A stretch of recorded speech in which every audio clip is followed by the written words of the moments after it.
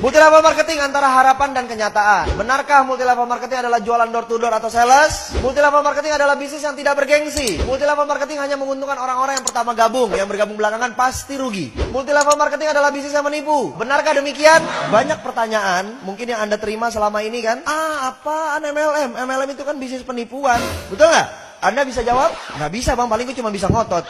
Bukan, anak aja lo, bukan. Kenapa bukan? Nggak tahu, pokoknya bukan. MLM itu kan bisnis yang nggak jelas. Siapa bilang jelas? Nggak jelas, jambak-jambakan. Kasih tahu dia.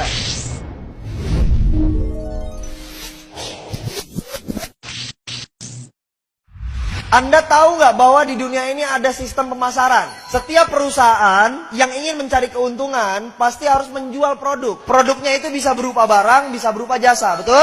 Nah, dibutuhkan sistem pemasaran untuk sampai ke konsumen. Nah, sistem pemasaran itu hari ini saya mau jelaskan kepada Anda. Oke, saya mau kasih tahu sama teman-teman. Di dalam dunia bisnis, ini dibagi menjadi beberapa jenis. Yang pertama adalah bisnis konvensional. Yang kedua adalah bisnis multi level marketing. Yang ketiga adalah bisnis money game. Nah, supaya kita nggak terjebak, saya mau bahas dulu yang pertama di money game. Anda tahu money game itu apa? Artinya, money, uang, game, permainan, berarti permainan uang. Banyak nggak yang nembak Anda? Ini money game ya? Jangan-jangan ini bisnis putar-putar uang orang, betul? Anda harus kasih tahu, Anda harus sadar. Kita harus tahu bahwa money game itu punya karakteristik, punya identifikasi. Yang pertama, money game yang pertama, sudah pasti tidak ada produk. Tidak ada produknya. Jadi kalau perusahaan ada yang nawarin tanpa produk, pasti money game. Perlu nggak dicari tahu lagi lebih dalam? Nggak perlu, tinggal. Paham? Ada produknya nggak? Nggak ada, sudah.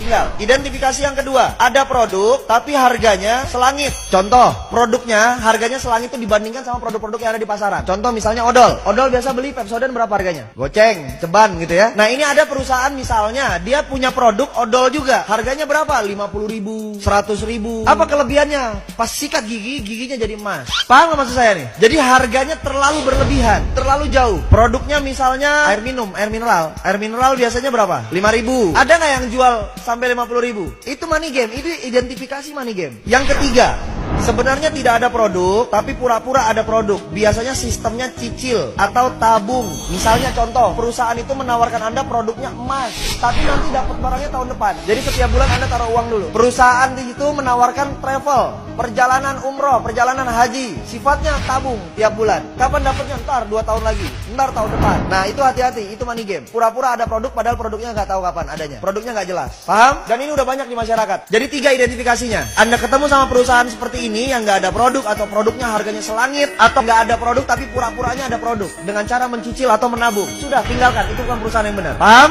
Oke. Kemudian konvensional, ini yang terjadi di sekitar kita. Pasti ada warung atau toko di sekitar Anda, betul ya? Nah, konvensional ini sistemnya begini. Semua perusahaan tadi saya bilang, semua perusahaan pasti sifatnya melakukan penjualan, betul? Yang dijual apa? Produk. Nah, barang tersebut pasti diproduksi dulu kan? Di mana? Pabrik. Dari pabrik, apakah langsung ke konsumen? Tidak. Dia lari dulu ke distributor besar. Dari distributor besar, dia lari lagi ke distributor kecil. Dari distributor kecil, dia lari lagi ke agen-agen. Dari agen, dia lari lagi ke warung-warung atau toko. Dari warung-warung, baru dia lari lagi ke konsumen.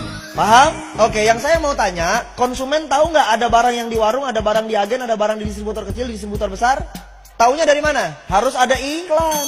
Bayar nggak iklan? Mahal nggak bayar iklan? Mahal, betul? Terus, dari pabrik ke distributor besar, ada nggak biaya distribusinya? Ada biaya pengiriman? Ditambah harganya? Contoh misalnya, ini harganya 2.000 dari sini, 2.000 perak. Sampai ke distributor besar, dari distributor ke distributor kecil, harganya tetap 2.000 atau berubah? Berubah jadi 4.000, betul? Dari ini ke sini, dari distributor kecil ke agen, berubah lagi jadi 6.000, 8.000 misalnya, betul?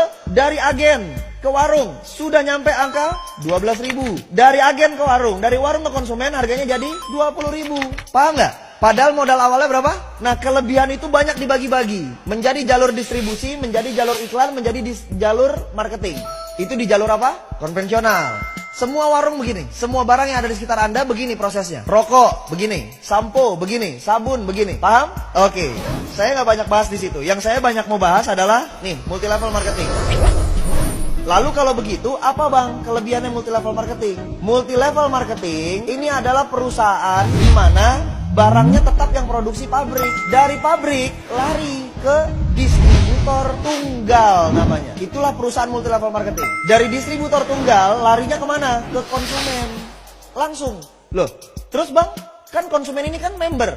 Ya, dia member. Terus member biasanya tugasnya ngapain? Cerita, betul? Akhirnya ada orang yang gabung sama dia, betul ya? Berarti si konsumen ini bisa menciptakan konsumen yang lain ya? Artinya apa? Konsumen ini otomatis garis miring marketing. Berarti konsumen ini garis miring bintang iklan. Berarti konsumen ini garis miring apa? Distributor. Paham? Dari sini konsumen menciptakan konsumen lagi, menciptakan konsumen lagi. Harganya dari pabrik ke distributor tunggal, dari distributor tunggal ke konsumen, ke sini sama semua nggak? Sama. Jadi kelebihan dananya tadi, kelebihan dananya tadi itu dialirkannya kepada siapa? Kepada kita, karena Anda marketingnya, Anda distributornya, Anda bintang iklannya. Berarti kita yang dibayar mahal oleh perusahaan multi level marketing. Paham? Berarti Anda distributor kan? Berarti Anda keren nggak? Bergengsi apa tidak bergengsi? Bergengsi. Kenapa harus malu? Anda distributor loh. Distributor, kalau kalau toko-toko distributor itu yang gede, yang banyak stoknya banyak, yang barangnya banyak. Berarti modalnya gede nggak?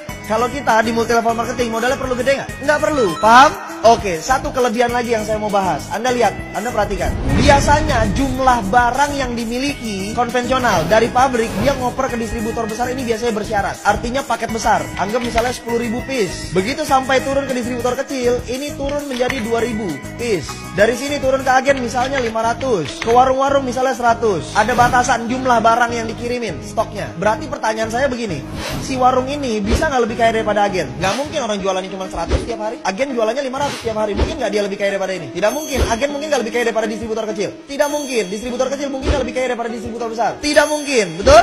Oke. Sekarang saya mau tanya, multi level marketing, si konsumen ini jual produk nggak? Jual. Produk siapa yang dijual? Produk perusahaan, bukan produk dia. Punya stok nggak masing-masing? Punya. Stok buat apa? Buat konsumsi, bukan buat dijual. Paham nggak? Stok yang dimiliki member yang bergabung itu adalah stok konsumsi, bukan stok untuk dijual. Yang dijual adalah produk perusahaan. Berarti ada batasan nggak stok barangnya? Tidak ada. Bisa nggak kejadiannya begini? Konsumen yang atas jual cuma 50, konsumen yang bawah jualnya 100. Bisa? Bisa. Siapa yang kaya? Ya dialah yang dapat untung banyak. Yang ini cuma jual atu. Berarti yang lebih kaya yang mana? Yang bawah. Tadi ada kalimat kan?